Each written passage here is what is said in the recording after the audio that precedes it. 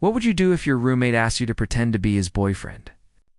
Just for one weekend, he said. Just to get his family off his back. It seemed simple enough, a favor for a friend. Nothing more. But sometimes, pretending can reveal truths we've been hiding from ourselves. My name is Ryan Mitchell, and this is the story of how a fake relationship became the most real thing in my life. The rain hammered against our apartment windows, creating a rhythmic backdrop to my Thursday evening. I sat on our worn leather couch, laptop balanced on my knees, half-heartedly reviewing marketing reports while the Great British Bake Off played on mute in the background. It was my comfort routine, the familiar pattern I'd fallen into over the past 6 months of living with Oliver Chen. Oliver was in the kitchen, as he often was, experimenting with some new recipe. The apartment smelled incredible garlic, butter, something with rosemary. He'd been quieter than usual all week, which was saying something for someone already on the introverted side. Ryan? His voice cut through my concentration. Can we talk? I looked up. Oliver stood in the kitchen doorway, wooden spoon still in hand, his dark hair slightly disheveled from running his fingers through it, a nervous habit I'd come to recognize. He wore his favorite gray Stanford hoodie and worn jeans, his black-framed glasses sliding down his nose. At 29, he was a year older than me, a software engineer who worked from home and seemed to communicate better with code than with people. Sure, what's up? I closed my laptop, giving him my full attention. He walked over.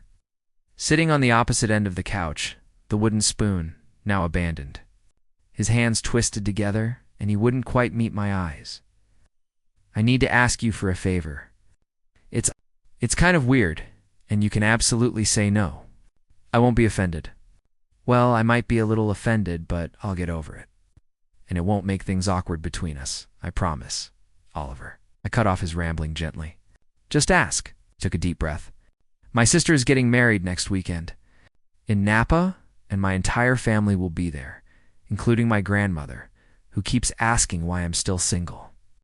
And my mother, who has started not so subtly suggesting I might want to try dating women instead. And my cousins who keep setting me up with their gay friends. And He paused, finally meeting my eyes. I need a boyfriend. A fake boyfriend. For the weekend. And I was hoping you might consider pretending to be him. I stared at him, processing. You want me to pretend to be your boyfriend at your sister's wedding? Yes. I know it's a lot to ask, but you're the only person I trust enough to pull this off. We already live together, so the comfort level is there. You know me well enough to be convincing, and he hesitated. And you're the kind of guy my family would believe I'd be with. What does that mean? A faint blush colored his cheeks. You're confident, outgoing, charming. You light up rooms. You're everything I'm not. My family would buy that someone like you would be interested in someone like me. Something about the way he said it made my chest tight. Oliver, I'm awkward and overthink everything and spend most of my time alone with my computer, interrupted. I know what I am, Ryan. It's fine. I've made peace with it. But this wedding, I just want one weekend where my family isn't looking at me with pity or concern. One weekend where they think I've got my life together. Is that pathetic? It's not pathetic, I said quietly. It's human. We'd been roommates for 6 months, brought together by a Craigslist ad and compatible living habits. In that time, I'd learned that Oliver was brilliant, kind, funny, in a dry and unexpected way, and deeply lonely. He worked from home, ordered groceries online, and rarely left the apartment, except for his weekly visits to his favorite bookstore. His social circle consisted of online gaming friends and me. I'd also learned, though he'd never explicitly confirmed it, that he was probably gay. Little things gave it away, the way he'd quickly change the channel when male celebrities appeared shirtless. The rainbow flag pin on his laptop bag. The fact that he'd never once mentioned dating women despite his mother's apparent hopes. And I'd learned something else. Something I'd been trying hard to ignore. I was attracted to him. It had crept up on me slowly. The way he'd get so absorbed in his work that he'd forget to eat until I reminded him. The rare, brilliant smiles when something delighted him. The kindness in the way he always asked about my day, genuinely listening to my answers. The intelligence that shone through when he explained something he was passionate about. I'd dated plenty in my 28 years, men and women both, though I leaned heavily toward men. I'd been out as bisexual since college, comfortable in my identity, never one to hide who I was. But I'd never acted on my attraction to Oliver, convinced it was one-sided. Not wanting to make our living situation uncomfortable, now he was asking me to pretend to be his boyfriend. "Okay?" I heard myself say. His eyes widened. "Okay, really? Really? On one condition? Anything. You have to tell me the truth about something first." I held his gaze. "Are you gay, Oliver?" The color drained from his face, then rushed back twice as strong. He looked away, jaw clenching. When he spoke, his voice was barely above a whisper. "Yes, I am. I thought you knew. I suspected. But you've never said it out loud. At least not to me. I'm not good at being out," he admitted, still not looking at me. "I came out to my family in college. They were supportive, technically. But my mom still talks about me maybe finding the right woman. My dad changes the subject whenever anything gay-related comes up, and I exist in this weird limbo where everyone knows but nobody acknowledges it, except when they want to set me up with someone." "That sounds exhausting." "It is." Finally looked at me again. "Is this going to make things weird? That you know for sure now?" "Oliver, I'm bi." "Why would it make things weird?" His mouth fell open slightly. I didn't know. Well, now you do. So we can be queer roommates who occasionally pretend to date each other at family weddings. Seems perfectly normal to me." He laughed a real laugh, the kind that transformed his usually serious face into something beautiful. "When you put it like that, it sounds almost reasonable. So tell me about this wedding. What do I need to know?" Over the next week, Oliver briefed me on his family. His sister Jennifer, the bride, was 32 and marrying her college sweetheart. His parents, traditional but well-meaning, owned a successful restaurant in San Francisco's Chinatown. His grandmother, Po, was fierce and opinionated and had very specific ideas about what constituted a successful life. She once told me that if I was going to be gay, I should at least be gay with a doctor or a lawyer, Oliver said one evening as we practiced our couple story over takeout Thai food. Her exact words were, "If you're going to disappoint me, at least be practical about it." I nearly choked on my pad Thai. She did not say that. Well, she absolutely did. Po doesn't believe in sugarcoating. He smiled fondly, despite the harshness of the words. But she also slips me money every time I visit and makes my favorite foods. She's complicated. So what's our story? How did we meet? "We're roommates who fell in love," Oliver said, then quickly added, "Fake love, obviously. Obviously, right. How long have we been together?" 3 months. Long enough to be serious. Not so long that they'll wonder why they haven't heard about you. "And what do I do for work?" "You're a marketing consultant." Which is true. We should stick to truth whenever possible, easier to remember. We sat at our small dining table, the remains of our dinner between us, and I watched Oliver make notes in a small notebook. He'd always been methodical, organized. It was one of the things I found endearing about him. "Oliver, can I ask you something?" "Sure. Why me?" "You must have other friends you could ask." He set down his pen, considering. "Honestly, you're the only person who feels safe. Everyone else would either make it weird or try to turn it into something it's not. But you," he met my eyes, "you're easy to be around. You don't expect me to be someone I'm not, and I trust you." The sincerity in his voice made my heart ache. "I'm honored. Really. Plus," he added with a small smile, "you're objectively attractive. My family will be impressed." I felt heat rise to my face. "You think I'm attractive?" "I have eyes, Ryan. Of course I do," he said it matter-of-factly, like he was commenting on the weather. In return to his notes, I sat there, processing this casual revelation, my heart doing complicated things in my chest. "We should probably establish some boundaries," Oliver continued, seemingly unaware of the effect his words had on me. "For the physical stuff, I assume we'll need to hold hands, maybe put an arm around each other. But we should discuss comfort levels beforehand." "Right. Boundaries." I tried to focus. I'm comfortable with hand-holding, hugging, arm around the shoulder or waist. Casual couple stuff. What about kissing? The word hung in the air between us. I imagined kissing Oliver, his lips on mine, the taste of him, the way he might sigh softly if I did it right. If we need to, we can, I managed. Keep it brief and appropriate. Unless you're uncomfortable?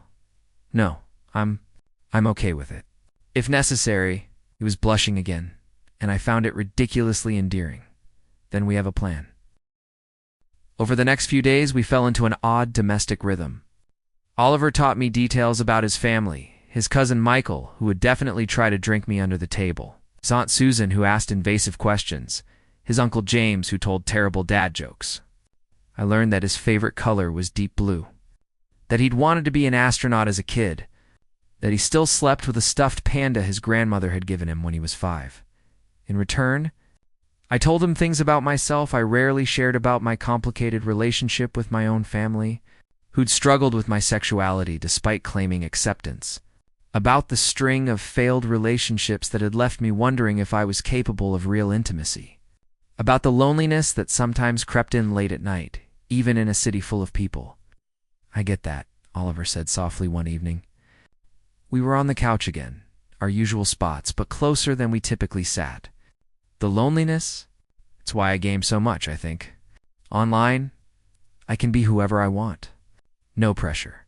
No judgment. But that's not real connection. No, he agreed. It's not. But it's safer. Safer from what? He looked at me, vulnerability written across his face. From wanting something I can't have? Before I could ask what he meant, he stood abruptly. I should finish packing. We're leaving early tomorrow. I watched him retreat to his bedroom, wondering what he'd been about to say. Wondering if this fake relationship was going to reveal truths neither of us was ready to face that night. I lay in bed, staring at the ceiling, my mind spinning.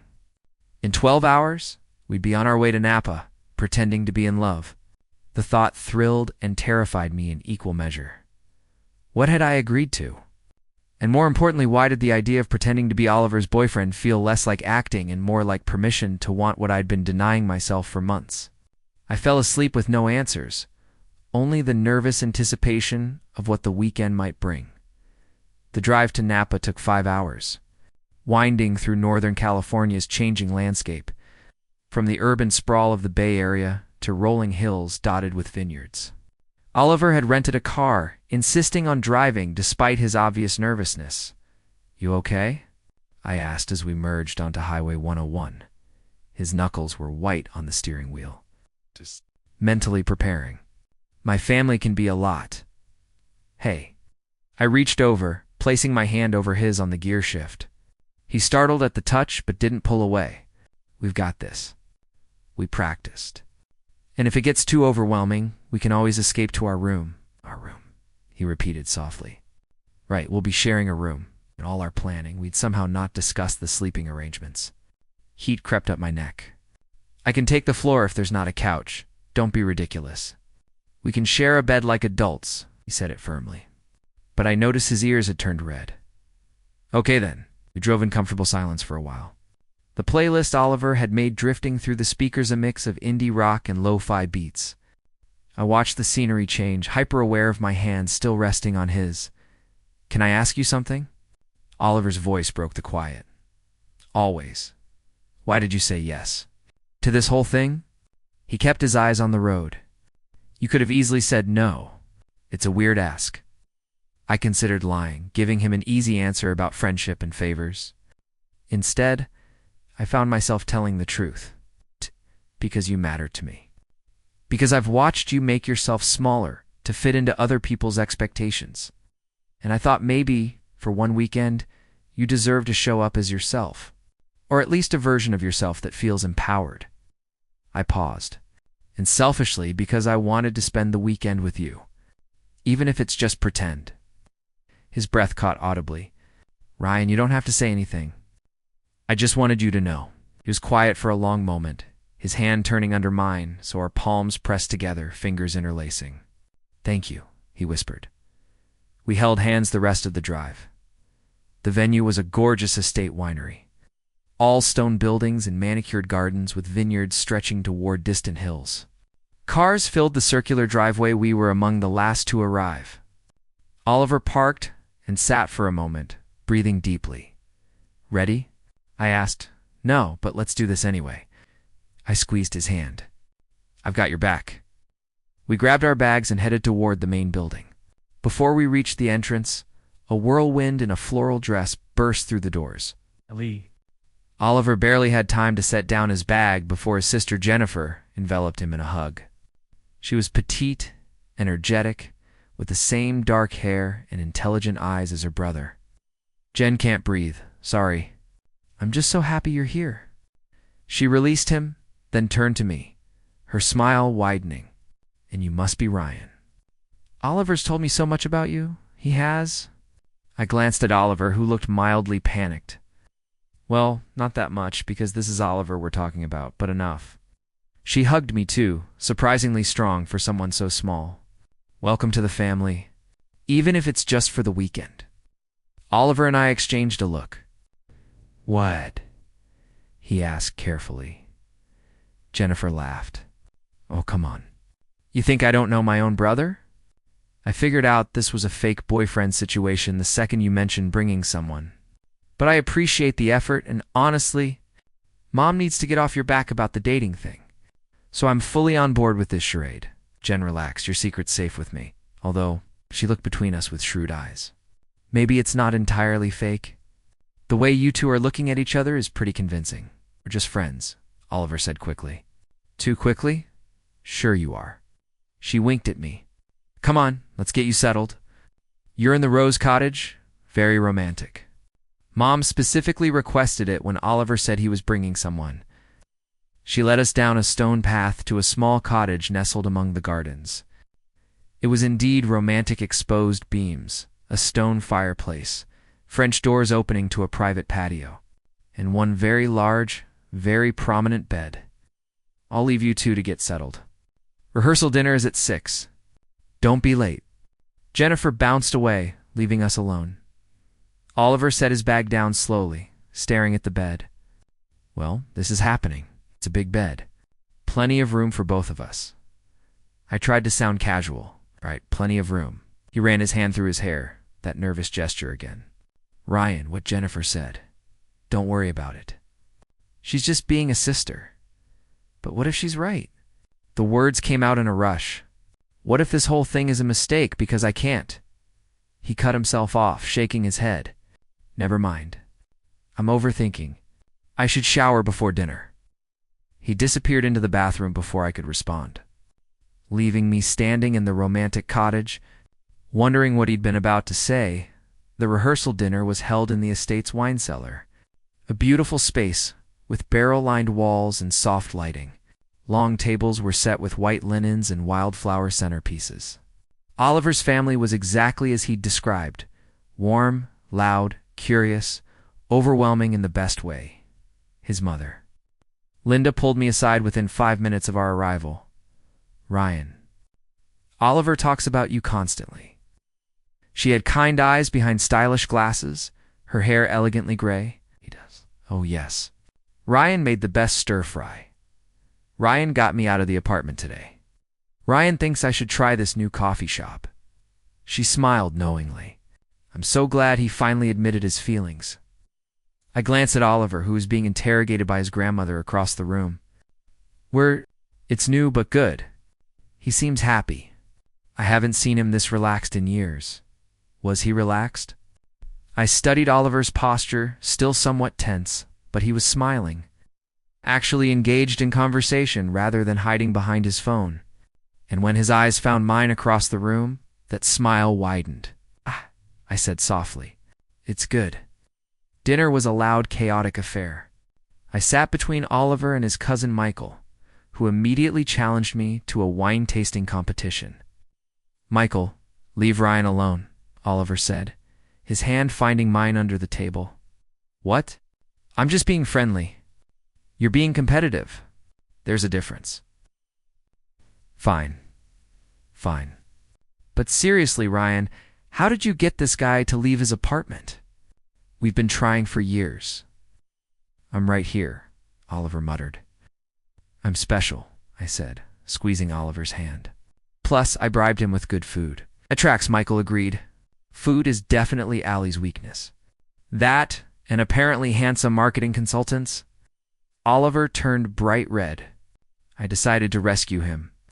So Michael, Oliver tells me you're a teacher? What grade? The conversation shifted, but Oliver's hand stayed in mine throughout dinner. His thumb occasionally traced small circles on my palm, an unconscious gesture that sent electricity up my arm. I wondered if he realized he was doing it after dinner. As guests mingled over desert wine, Oliver's grandmother finally cornered us. Popu was tiny but formidable, her silver hair in an elegant bun, her dark eyes sharp and assessing.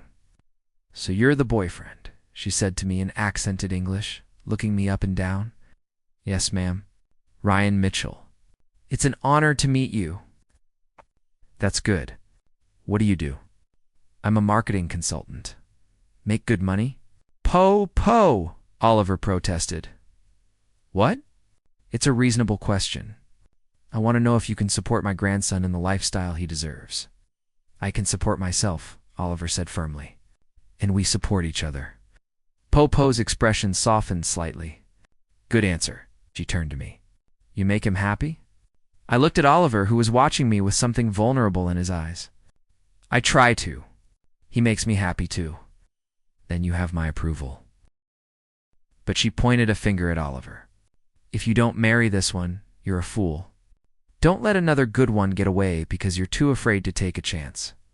She walked away, leaving us both speechless. I'm sorry, Oliver said quietly. She doesn't have a filter. Don't apologize. She loves you. She's also terrifyingly perceptive. He was still holding my hand. Come on, let's get some air. We escaped to the gardens, walking along lit paths between rows of grapevines. The night was cool, clear, stars brilliant overhead.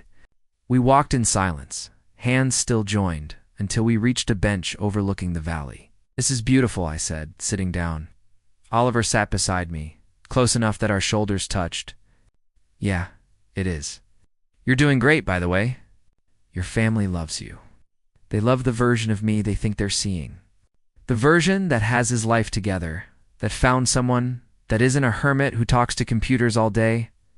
Oliver. I turned to face him. You do have your life together. You have a successful career doing something you're brilliant at. You have people who care about you. You're kind and funny and interesting. The fact that you're introverted doesn't make you less valuable. You really believe that? I know it.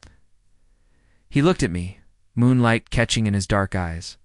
Ryan, I need to tell you something. There you are. Jennifer's voice interrupted. She approached with another young man beside her. Sorry to interrupt, but I wanted you to meet David, my fiancé. Stood exchanging greetings with David, a warm, friendly man who clearly adored Jennifer. They were adorable together, finishing each other's sentences, sharing private smiles. We're heading back, Jennifer said. Big day tomorrow. You two should get some rest too. After they left, Oliver and I walked back to our cottage in silence. The moment felt broken. Whatever he'd been about to say, lost inside. We took turns in the bathroom, changing into sleep clothes with awkward efficiency. I wore a t-shirt and pajama pants. Oliver wore a faded Stanford t-shirt and boxer shorts that showed off legs I tried very hard not to stare at. We stood on opposite sides of the bed, the tension palpable. So I said, which side do you prefer? I usually sleep on the right. Perfect. I'm a left side sleeper anyway. We climbed in, maintaining a careful distance between us. I turned off the bedside lamp, plunging the room into darkness. The sheets rustled as we both settled in, hyper-aware of each other's presence. Ryan? Oliver's voice came through the dark. Yeah. Thank you. For today? For all of this? I know it's not how you wanted to spend your weekend. I rolled onto my side, facing where I knew he was, even though I couldn't see him. Honestly, there's nowhere else I'd rather be. Silence. Then really? Really? More silence. Then I felt the bed shift as Oliver moved closer. Not touching, but close enough that I could feel his warmth. Good night. Ryan, good night, Oliver.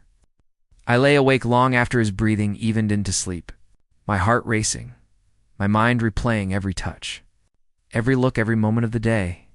This was supposed to be fake. We were supposed to be pretending. So why did it feel more real than anything I'd experienced in years?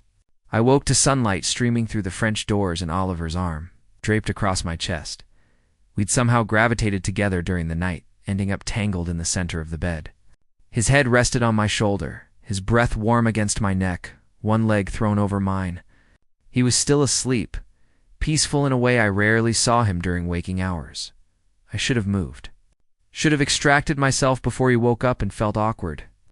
Instead, I stayed perfectly still, memorizing the moment, the weight of him against me.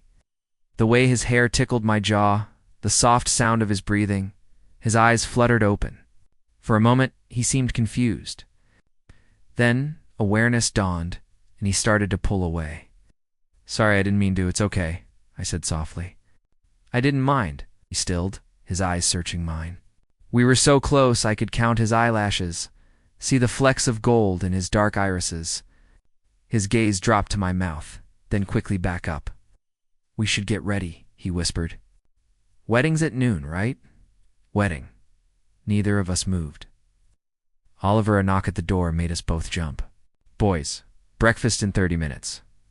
Linda's cheerful voice called. The spell broke. We separated, awkward and flustered, not meeting each other's eyes as we rushed through morning routines.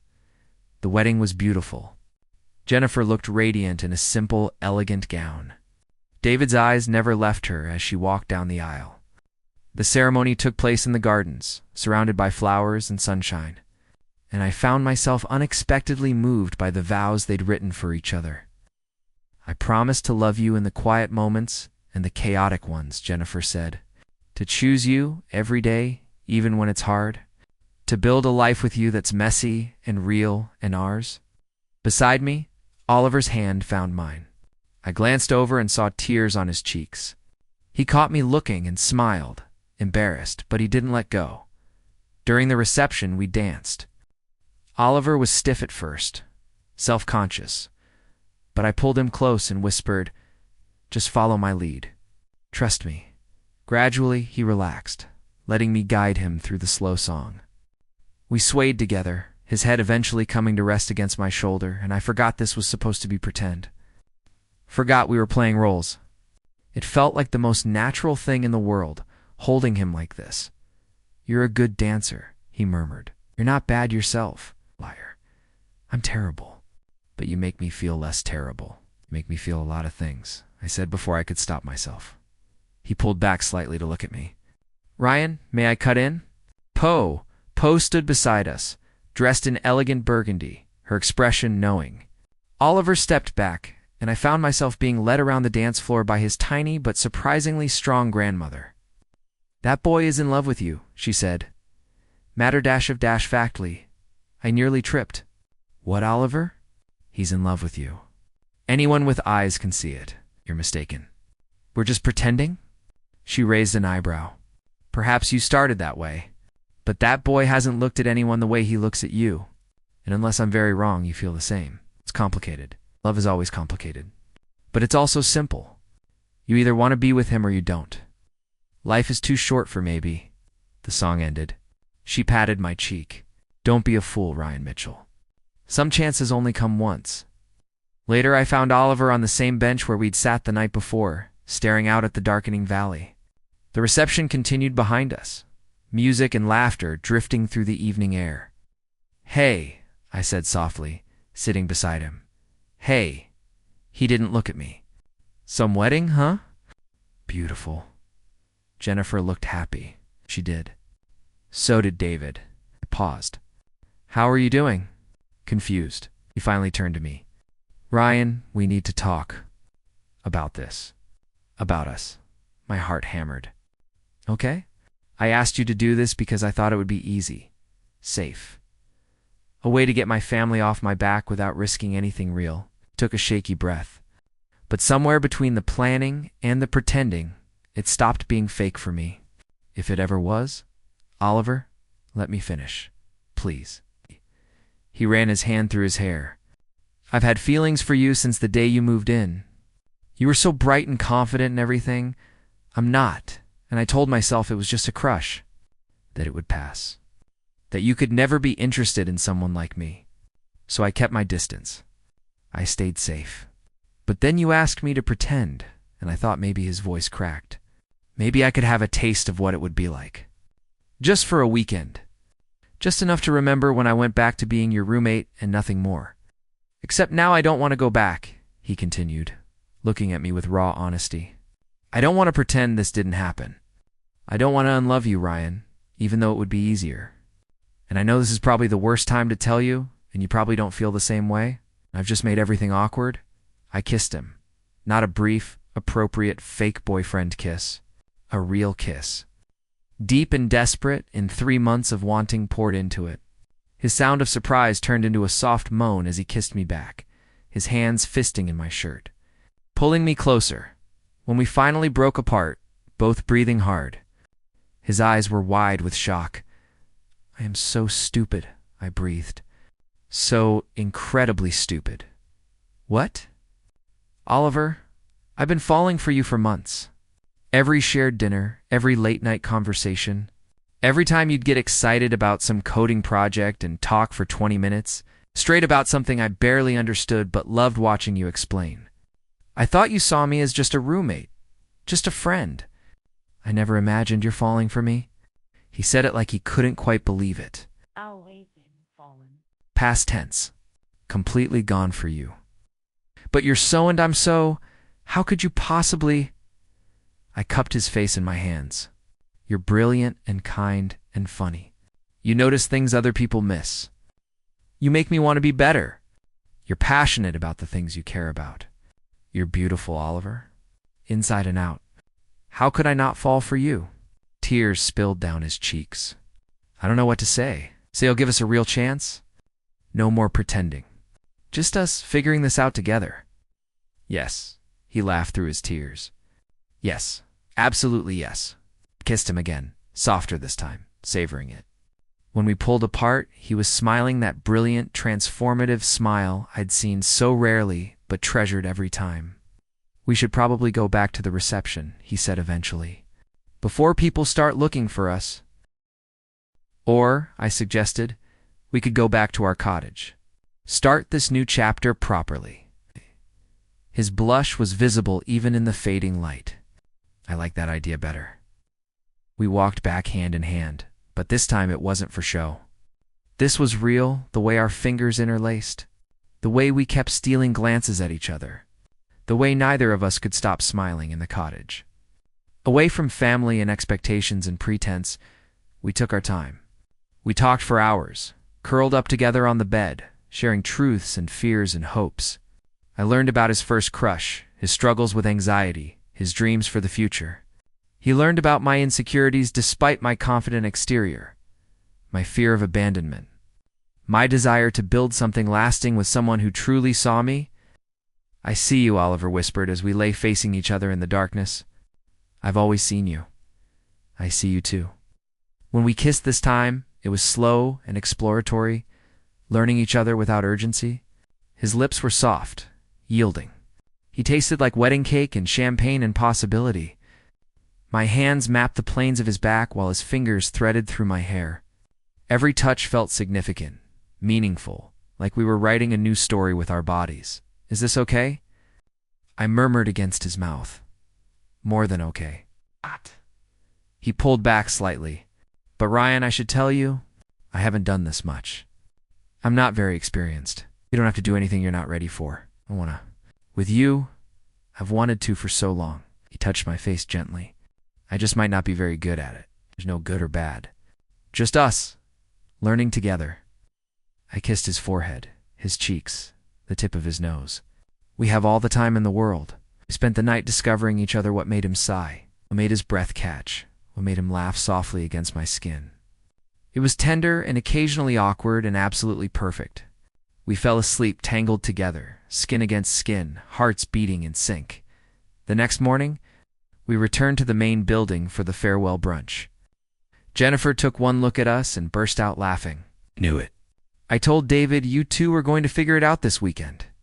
Figure what out? Oliver's mother asked, approaching with Poe. Poe, they're actually together now, Jennifer announced. Not fake dating anymore. Real dating. Linda's face lit up. Oh, Oliver, I'm so happy for you. About time, Popo said, nodding approvingly at me. I told you not to be a fool. Oliver buried his face in my shoulder, mortified but smiling. I wrapped my arm around him, perfectly comfortable with the attention. So what now? Michael asked, joining the group. Are you two going to keep living together? Oliver and I looked at each other. We hadn't discussed logistics yet, too caught up in the revelation of feelings, Oliver said, his confidence growing. We are. Why change what already works? Except now we'll be living together as actual boyfriends, I added. With all that entails, spare us the details, Jennifer said, though she was grinning. But seriously, I'm happy for you both. You're good together. The drive back to Seattle felt different. Oliver held my hand on the gear shift, occasionally bringing it to his lips to press kisses to my knuckles. We talked about everything and nothing, how to navigate this new dynamic, whether to tell our other friends, what it meant for our future. I've been thinking, Oliver said as we approached the city. Maybe it's time I put myself out there more. Not just with you, but in general. You've shown me that isolation isn't the same as safety, that sometimes the risk is worth it. I'll be right there with you. Whatever you want to try. What if I want to try being brave? Like you? I laughed. Oliver, you're already brave. You asked me to this wedding knowing I might say no? You confessed your feelings first. You're braver than you think. Maybe we're both braver together.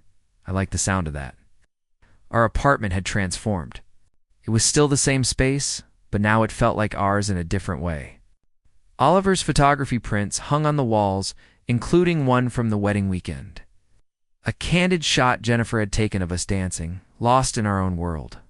My marketing awards shared shelf space with his gaming trophies. Our morning coffee routine had evolved to include sleepy kisses and quiet conversation. Oliver had started attending a weekly game night at a local board game cafe, slowly building an in-person social circle. I'd met his gaming friends on video calls. Charmed by their easy camaraderie and the way they brought out Oliver's playful side, we'd had our first fight about dishwasher loading techniques, of all things, and learned how to navigate disagreement without either of us shutting down. We'd had our first I love you exchange, whispered in the darkness, after a particularly difficult day when Oliver's anxiety had spiked and I'd talked him through it. We'd become us, Ryan. Oliver called from the kitchen one Saturday morning. Can you come here for a second? I padded in, still in pajamas, to find him standing by the stove with a nervous expression. What's wrong? Nothing's wrong. I wanted to ask you something. Took a deep breath. I know we've only been officially together for 3 months, but we've been living together for almost a year. And I can't imagine my life without you in it anymore. And I was thinking, Oliver, are you proposing? My heart raced. What? No.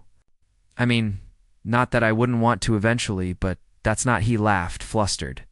I'm asking if you want to adopt a cat with me. I blinked. A cat? I've been volunteering at the shelter, and there's this older cat named Pixel who nobody wants because he's shy and has anxiety issues. I just thought he looked at me hopefully. He reminds me of me, and I thought maybe we could give him a home together if you want. I crossed the kitchen and pulled him into a kiss. I would love to adopt an anxious cat with you. His smile was radiant. Yeah, it's perfect. You're perfect. I'm really not. You're perfect for me.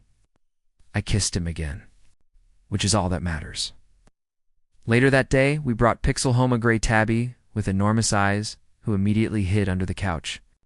Oliver lay on the floor, talking softly to him, coaxing him out with treats and patience. Watching him, I felt my heart expand with a love so fierce it almost hurt. This was my life now. This quiet, beautiful man who'd started as my roommate and become my everything. The one who'd asked me for a strange favor that changed both our lives. Hey, Oliver, I said, joining him on the floor. Thank you. For what? For asking. For taking that risk. For letting me be part of your life.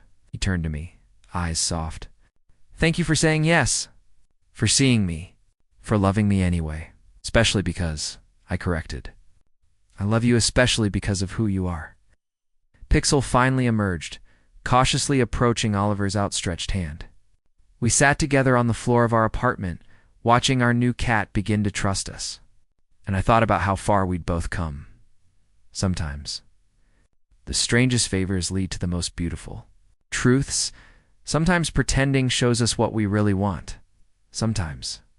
The person you've been looking for has been right beside you all along? Are you nervous? I asked, adjusting Oliver's tie. We stood in another cottage at another wedding venue, this time for his cousin Michael. Oliver had agreed to be a groomsman, a huge step for someone who used to avoid social obligations. A little, he admitted, but I have you. That makes it easier. Always. I kissed him softly. Plus, we've got experience with weddings now. That we do. He smiled. That brilliant smile I got to see every day now. Although this time we don't have to pretend. Thank God for that. I took his hand. Ready? With you? Always. As we walked toward the ceremony, I thought about the favor he'd asked me a year ago. The strange request that had seemed so simple, pretend to be my boyfriend for one weekend. Neither of us could have known it would lead here. To real love, real commitment, real partnership. To a life built together. It's messy and beautiful in ours. Sometimes the best love stories start with a favor. Sometimes they start with pretending, but they always end with truth.